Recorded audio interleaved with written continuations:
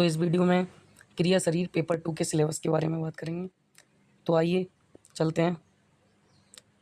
सबसे पहले क्रिया शरीर पेपर 2 में आयुर्वेदिक पोर्शन होता है। उसमें पहले चैप्टर का नाम है आपका धातु। तो यहाँ पर क्या है, धातुओं के बारे में पढ़ना है। मीन्स यहाँ पर धातु पोषण न्याय के बारे में पढ़ना है। 3 या 4 न्याय हैं जो कि आपको पढ़ने हैं। केदारी कुल्य न्याय, खलिकपयोक्त न्याय, ठीक है, एक काल धातु पोषण न्याय, 4 टाइप के न्याय हैं। यहाँ पर आपको उनका अच्छे से ब्रीफ में उनको पढ़ना है, ठीक है, धातु पोषण न्याय को।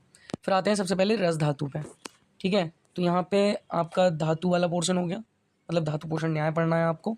उसके बाद आपको पढ़ना है ये रस धातु, ठीक है। इस तरीके से हमारी 7 धातुएं होती हैं, रस, रक्त, मांस, मेद, अस्थि, मज्जा, शुक्र। तो इन 7 धातुओं को पढ़ना पड़ता है। सबसे पहले रस धातु के बारे में पढ़ेंगे। तो यहाँ पर रस धातु की क्या व्युत्पत्ति होती है, कहाँ पर होती है रस धातु, मतलब हृदय से 10 धमनियों के द्वारा, 24 धमनियों के द्वारा इधर उधर ट्रांसफर होती है हमारे पूरे बॉडी में, ठीक है। रस धातु के क्या कर्म हैं, रस धातु के क्या गुण हैं, रस धातु के जो प्रमाण होता है, नॉन जली होता है, रस धातु के जो है आपका क्षय वृद्धि, रससार पुरुष के या त्वकसार पुरुष के लक्षण आपको पढ़ने पड़ते हैं, ठीक है। तो इस तरीके से आपको हेडिंग वाइज पूरा रस धातु आपको तैयार करना होता है, ठीक है। उसके बाद ऐसे ही इस तरीके से कंटिन्यूसली चलते हैं कि रस, रक्त, मांस, मेद, अस्थि, मज्जा, शक्र। तो इस प्रकार क्या होगा, रस हो गया आपका। फिर है रक्त धातु। इसी तरीके से रक्त धातु की व्युत्पत्ति क्या होती है, उसके पर्याय क्या होते हैं, उसकी डेफिनेशन क्या होती है, उसके जो है प्रमाण क्या होता है, उसका रस व स्रोतस, रक्त व स्रोतस क्या होते हैं, यकृत, पीलिया, मूल जो है, रक्त व स्रोतस मूल क्या है, ठीक है, उसका प्रमाण क्या है, उसके गुण क्या है, क्या पंचमहाभूत कौन से प्रधान है, ठीक है, और उसमें जो है रक्त क्षय वृद्धि के और रक्तसार पुरुष के लक्षण, ठीक, इस तरीके से आपको याद करना है। फिर आइए चलते हैं हम मांस धातु पे। इस तरीके से आपको पूरा मांस धातु, उसके साथ पेशी का कॉन्सेप्ट भी आपको याद रखना है, ठीक है। तो रस, रक्त, मांस, मेद, मेद पे आ गए, फिर अस्थि, मज्जा, शुक्र, ठीक है।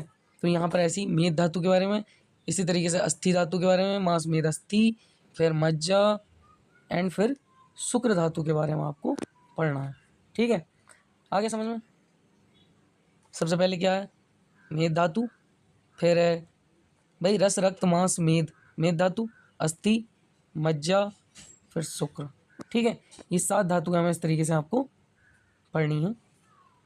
उसके बाद आते हैं आप सबसे इम्पोर्टेंट, जो कि है हमारा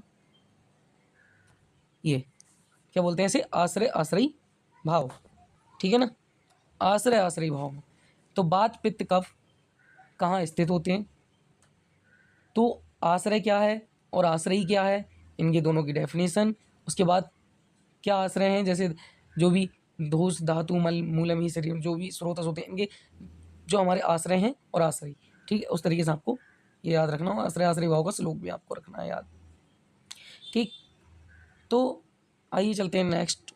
यहाँ पर ओज, ओज भी सबसे इम्पोर्टेंट टॉपिक है।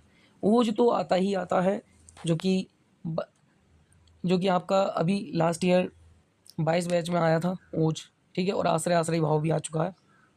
तो यहाँ पर आपको ये करना है ओज, ठीक है।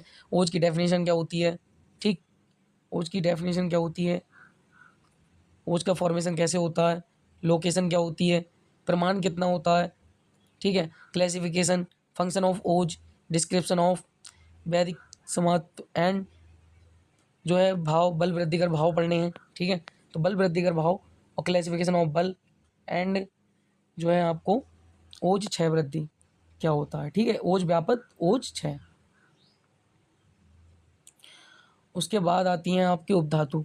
यहाँ पर थोड़ा सिलेबस पेपर 2 में ज़्यादा है आयुर्वेद का, तो इस तरीके से आपको यहाँ पर उपधातु पढ़नी होंगी, जिसमें आपके आती हैं ये स्तन्य पढ़ना होता है, आर्तव पढ़ना होता है, फिर उसके बाद त्वक, त्वचा, उसकी जो लेयर्स हैं त्वचा की, उसके फंक्शंस क्या हैं, ठीक है, चरक और सुश्रुत के अकॉर्डिंग, जो आपको रचना शरीर में भी तैयार हो जाएगा त्वक, ठीक है। तो यहाँ पर हमको स्तन्य और आर्तव 2 धातु पढ़नी है अच्छे से, ठीक है। फिर यहाँ पर जो डिफरेंस बिटवीन रज एंड आर्तव, फिजियोलॉजी ऑफ आर्तव, स्रोतस एंड शुद्ध आर्तव के लक्षण बहुत इंपॉर्टेंट है, शॉर्ट में पूछ लेता शुद्ध आर्तव के लक्षण, ठीक है। और इनकी 6 वृद्धि सभी याद रखनी है, स्तन की 6 स्तन की वृद्धि। उसके बाद आते हैं हम अपने मल पोर्शन पे। ये हमारा जो है आ जाता है मल। तो ये मल की बात करेंगे, 3 मल होते हैं, पुरीस, मूत्र, स्वेद, ठीक है। तो यहाँ पर हमें तीनों मलों के बारे में अच्छे से पढ़ना होता है। जिस तरीके से हमने रस, रक्त, मांस, मेद, अस्थि, मज्जा, शुक्र पढ़ी, उसी तरीके से हमें पुरीस, मूत्र और स्वेद भी पढ़ना होता है, ठीक है। अब चलते हैं हम नेक्स्ट पे।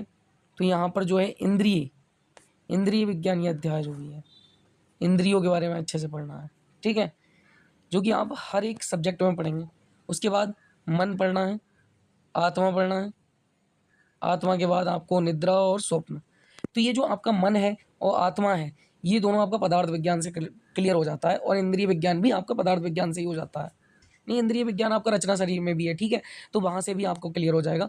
मन, आत्मा और इंद्रिय विज्ञान आपको करने की अगर आवश्यकता नहीं है, ठीक है, फिजियोलॉजी में अगर आप नहीं करना चाह रहे हैं तो फिजियोलॉजी में नहीं भी कर सकते, आपको पहले से ही ऑलरेडी तैयार हो जाएगा। बट ये आपको निद्रा और स्वप्न करना पड़ेगा, ठीक है, तो ये ज़रूरी है, ये करना है आपको।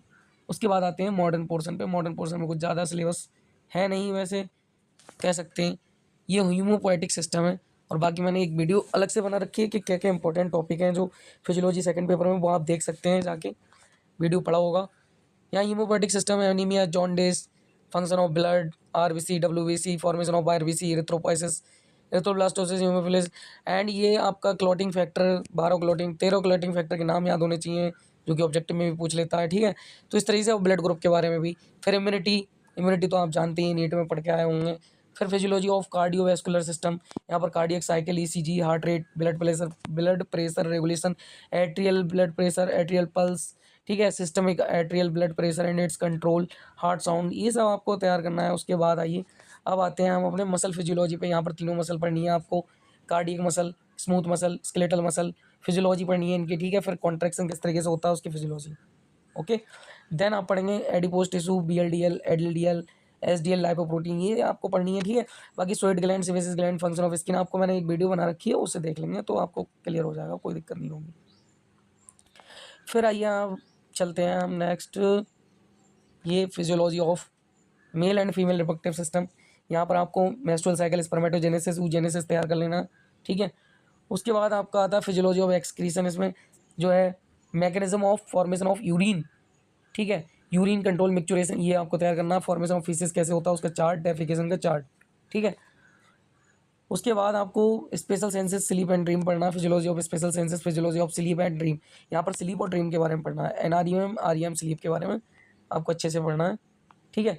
तो ये हो जाता है आपका क्रिया शरीर पेपर 2 का सिलेबस, जो कि थोड़ा सा पेपर 1 की तुलना में ज़्यादा है, तो आप इसे देख लें अच्छे से और प्रिपरेशन अभी से करते रहें, ठीक है, वरना आपको लास्ट टाइम पे ऐसा होगा कि डर लगने लगेगा और आपकी तैयारी अच्छी नहीं हो पाएगी, इसलिए आप अभी से तैयारी करें, ठीक है। तो best of luck for 2023 batch, उसके एग्ज़ाम होने वाले हैं। फ़िलहाल तो अभी 4-5 मंथ हैं, तो आप अच्छे से तैयारी कर सकते हैं, ठीक है। तो मिलते हैं नेक्स्ट वीडियो में, तब तक के लिए ओके बाय।